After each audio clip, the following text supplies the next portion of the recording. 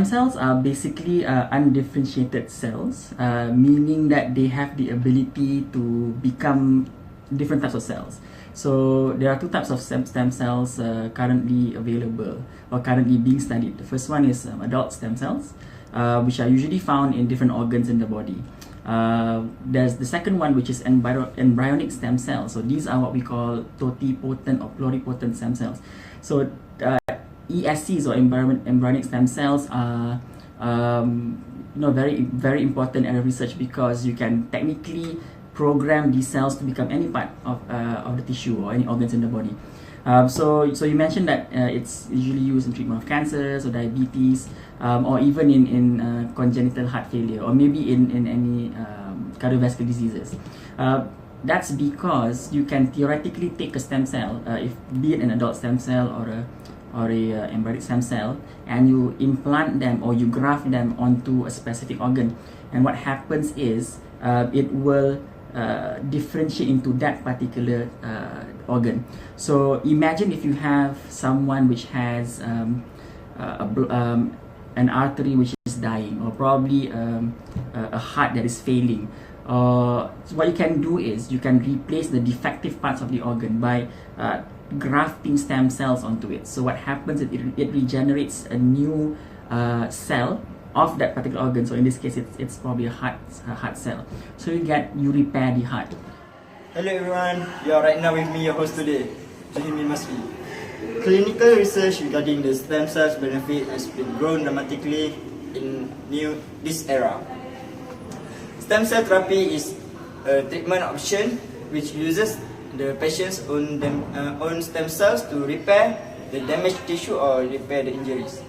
The stem cell treatment is being performed by relatively simple injection and in simple office procedure.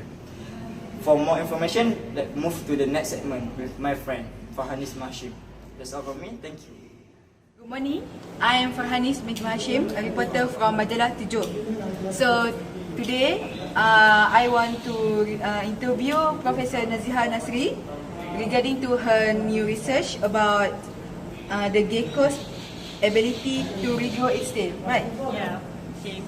So let's do our interview in my lab. Oh, okay. Let's go. A few moments later. Okay, I'm here that right now you are having a research on a stem cell found in the lizard tail. So can you explain a little bit about that?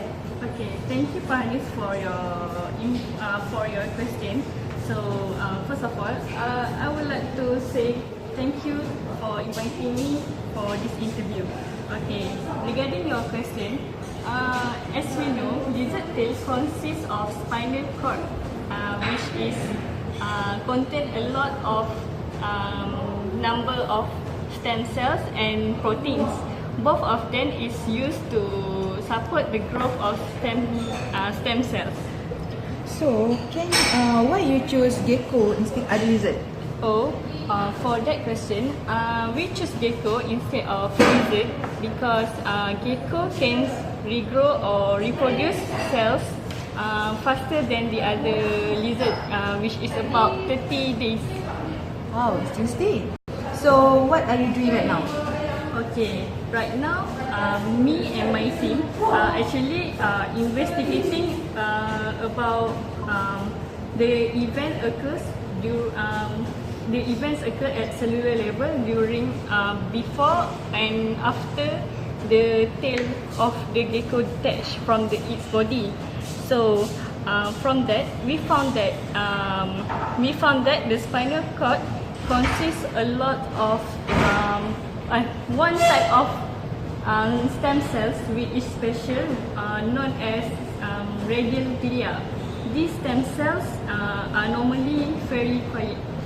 Oh, so can you explain more detail about that so I can understand more? Oh, okay. I will explain to you. During the tail detached from its body, everything will temporarily change.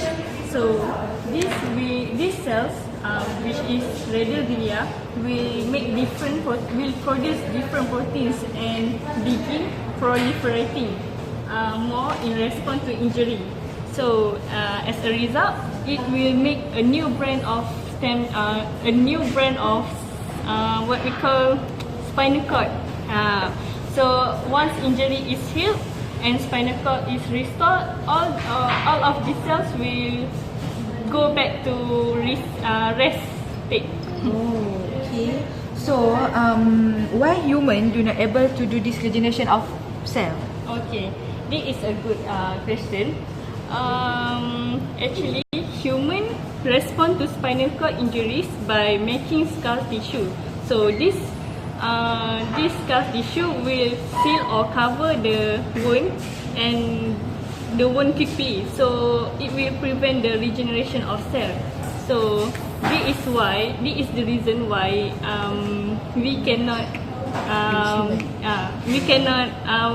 repair our spinal cord ourselves. That's why we use that thing, right?